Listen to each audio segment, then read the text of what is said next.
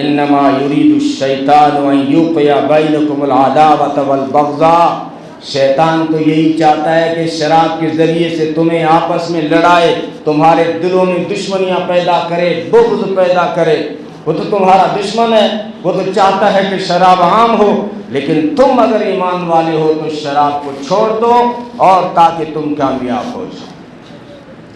دنیا کی کامیابی بھی چاہتے ہو تو شراب چھوڑنی پڑے گی، کیونکہ شرابی آدمی کبھی معاشرے کا اچھا انسان نہیں بن سکتا، شرابی آدمی کبھی کسی کا اچھا بھائی نہیں بن سکتا، شرابی آدمی کبھی کسی کا اچھا دوست نہیں بن سکتا، شرابی آدمی اچھا باپ نہیں بن سکتا، شرابی آدمی اچھا شوہر نہیں بن سکتا، شرابی آدمی اچھا تاجر نہیں بن سکتا، اچھا بزنس مین نہیں بن سکتا، شرابی ڈاکٹر نہیں بن سکتا، شرابی انجینئر نہیں بن سکتا، شرابی لیڈر نہیں بن سکتا، شرابی سائنسدان نہیں بن سکتا، شرابی سیاستدان نہیں بن سکتا۔ دنیا کی کامیابی چاہتے ہو تو بھی شراب چھوڑنی پڑے گی۔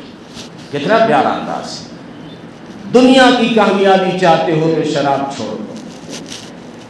جو بھی نشہ آور چیزیں ہیں ہمارے معاشرے میں پیدا ہوتی جا رہی ہیں، ہمارے معاشرے سے مراد ہمارا محدود محلہ مراد نہیں ہے، مسلمانوں پہ نگاہ اٹھا کے ڈالیں، مسلمانوں میں شرابیوں کی تعداد بڑھتی جا رہی ہے۔ ہمارے نوجوان بھی وہ چٹا لے رہے ہیں، وہ حرام چیز لے رہے ہیں، نشے کی مختلف نام ہیں، اور ہمارے معاشرے میں عجیب و غریب نشے آ گئے، اس کا استعمال کر رہے ہیں۔ اگر آپ چاہتے ہیں کہ مسلمان ہلاکت سے بچ جائیں اور ہماری نسل ہلاکت سے بچ جائے تو فوری طور پہ فیصلہ لیں کہ میرے گھر میں، میرے محلے میں، میرے شہر میں کوئی مسلمان شرابی نہیں ہونا چاہیے۔ حالانکہ پوری انسانیت کے لیے نقصان دہ ہے، لیکن ہم مسلمانوں کو چاہیے کہ سب سے پہلے ان ہلاکتوں سے مسلمانوں کو تو روک دیں۔ اگر یہ تو دنیا برباد ہو رہی ہے، آخرت بھی برباد، دوسروں کی عزت برباد۔ بھائی آپ سمجھتے میرا پرسنل معاملہ ہے، میں جانوں میرا اللہ جانے، لوگ بہت سارا کہتے ہیں میں جانوں میرا اللہ جانے۔ ارے تو تیرا اللہ جانے بات صحیح ہے، لیکن تیری وجہ سے تیرے باپ کی عزت بھی گئی، تیرے بھائیوں کی عزت گئی، تیرے رشتہ داروں کی عزت بھی گئی۔ جب تو نشے کی حالت میں ریلوے اسٹیشن پر یا کسی سڑک کے نالی کے کنارے بے ہوش ملتا ہے تو لوگ کہتے ہیں کس کا بیٹا ہے؟ باپ کی عزت کی۔ لوگ پوچھتے ہیں کس کا باپ ہے؟ بیٹوں کی عزت کی۔ اس لیے رحم کھائیں اپنے معاشرے پہ، اپنے آپ پہ، اپنی عقل پہ رحم کھائیں، اپنے دل پہ، اپنی طبیعت پہ۔ یہ جسم اللہ کی طرف سے امانت ہے، تو جو ہے اس میں وہی چیزیں ڈالنی ہیں جو اللہ نے حلال کی ہیں ہمارے لیے۔ تو نقصان ہی نقصان ہے شراب کے اندر، نماز کی توفیقیں چھین لی جاتی ہے۔ آگے قرآن نے کہا وَيَصُدَّكُمْ عَنْ ذِكْرِ اللَّهِ، شیطان چاہتا ہے شراب سے تمہیں اللہ کی یاد اور اس کے ذکر سے روک لے۔ شرابی آدمی کو اسلامی احکامات کی توفیق نہیں ہوتی، نماز کی توفیق نہیں ہوتی، روزے کی توفیق نہیں ہوتی شرابی آدمی کو۔ اگر توفیق ہو بھی جائے تو یاد رکھنا، جب ایک گھونٹ برتا ہے تو 40 دن تک نماز قبول نہیں ہوتی، بلکہ بعض روایتوں میں فرمایا 40 دن تک اس کی توبہ بھی قبول نہیں ہوتی۔ ایک آدمی نے شراب پی اور پھر 40 دن کے اندر اندر مر گیا تو توبہ بھی قبول نہیں ہوتی، چاہے مرتے وقت یا مرنے سے 10 دن پہلے کہہ دے کہ اب کون پیوں۔ جگر مراد آبادی نے کہا نا، پینے کو تو بہت پی لی، اب ہے روز حساب کا دھڑکا، اب ہے روز حساب کا کھٹکا۔ لیکن جگر مراد آبادی نے توبہ کر لی۔ تو اگر کسی کو لت پڑ گئی ہے تو موت سے پہلے توبہ کر لو۔ موت کب آئے گی؟ عصر میں زندہ رہیں گے ہم نہیں پتہ، بیمار ہونا ضروری نہیں ہے موت کے لیے، تو بہانے ہو جاتے ہیں۔ ورنہ قرآن حدیث دیکھیں آپ، موت کے لیے بہانہ شرط نہیں ہے، وہ تو ہنستے ہوئے آ سکتی، چلتے ہوئے آ سکتی۔ بہت اچھا ڈاکٹروں کے پاس میں آج ایک مل گیا ہے کہ کچھ سمجھ میں نہیں آئے تو کہہ دو ہارٹ فیل ہو گیا۔ ہر مرنے والے کا فیل ہوتا ہے، جب سانس رک جاتا ہے تو ہارٹ کام تھوڑی کرے گا پھر، لیکن وہ تو کھاتے ہوئے آ سکتی ہے، نیند میں سوتے ہوئے آ سکتی ہے۔ آخرت کا مسئلہ ہے، نمازیں قبول نہیں ہوتی، توبہ قبول نہ ہو، کتنی بری چیز ہے شراب۔ تو جگر کتنی پیتا تھا، لیکن اس نے توبہ جب کی تو ایسی توبہ کی کہ ڈاکٹروں نے اس کو مشورہ دیا، کوئی مشورہ نہیں مانا۔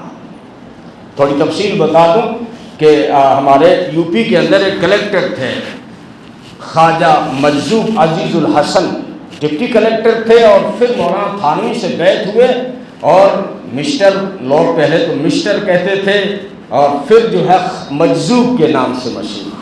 تو کسی نے کہا آپ تو ڈپٹی کلیکٹر تھے اور یہ مجذوب کیسے ہو گئے؟ کہ میں مولانا تھانوی سے بیعت ہوا، اللہ والے کی صحبت میں رہا تو اللہ والے نے میری ٹر نکال دی، وہ مسٹر کی جو ٹر تھی وہ نکال دی، یعنی میں اللہ والے بن گئے۔ یہ شاعر تھے بہت بڑے، کلیکٹر تھے اور اللہ والے بنے۔ عجیب و غریب شاعری ہے، کبھی سناؤں گا۔ دنیا میں ہوں مگر دنیا کا طلبگار نہیں ہوں، بازار سے گزرا ہوں مگر خریدار نہیں ہوں، یہ سے بڑے شاعر تھے۔ تو انہوں نے خط لکھا مولانا تھانوی کو۔ وہ مولانا تھانوی صاحب جگر مراد آبادی میرے کو ملے تھے، وہ کہہ رہے تھے یار تو ڈپٹی کلیکٹر تھا، مولانا تھانوی کے پاس گیا، اللہ والا بن گیا، تو میں بھی چاہتا ہوں کہ مرنے سے پہلے اللہ والا بن کے مروں۔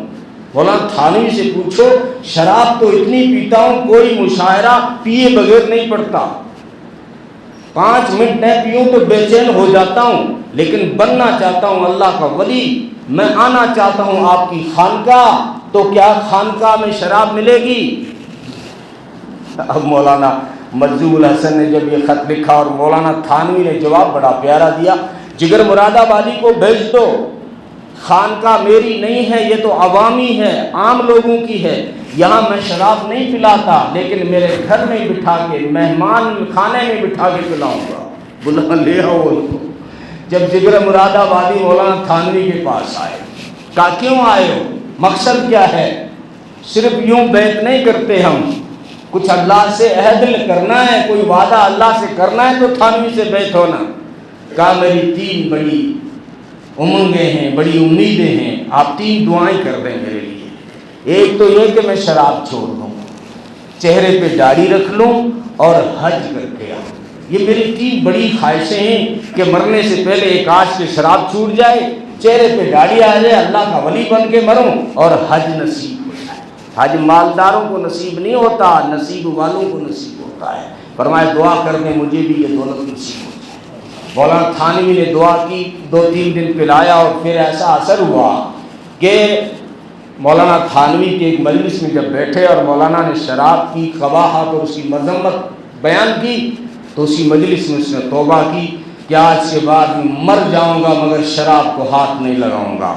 اتنے سالوں کا عادی تھا، 24 گھنٹے پیتا تھا، لیکن چھوڑی طبیعت خراب ہو گئی، سیریس ہو گئی۔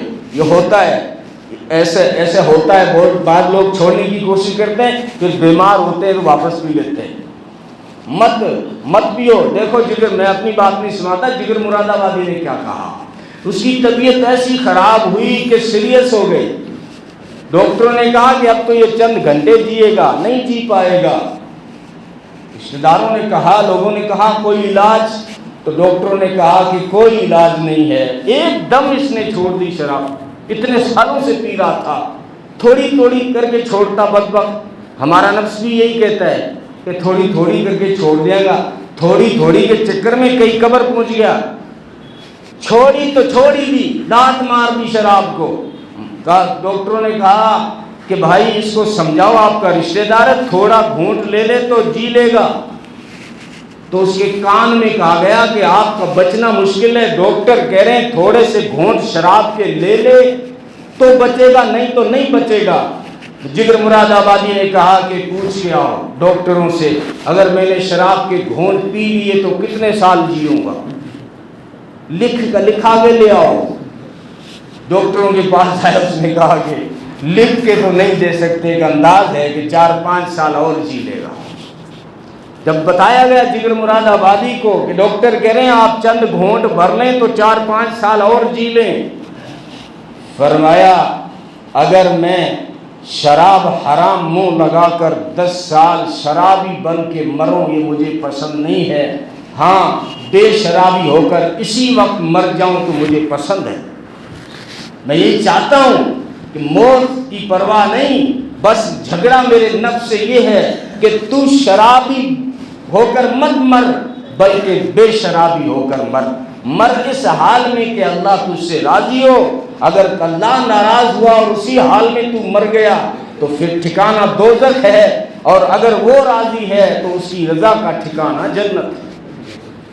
یہ جگر مراد آبادی کتنی بڑی بات ہے یار، تم نے کتنی بہتریں لگائی ہوں گی، کتنا چٹا کھایا ہوگا تم نے، کتنے منشیات ملائے ہوں گے۔ انسان عزم کر لے، حوصلہ کر لے، مر جاؤں گا خدا کو ناراض کر کے نہیں مروں گا۔ کیا ہوگا، طبیعت بگڑ گئی تو مٹی ہے، پگھل جانے دو، لیکن شراب کو منہ نہیں لگائیں گے۔ یہ بہت بڑی قباحت، نبی نے اس کو ام الخبائث کہا۔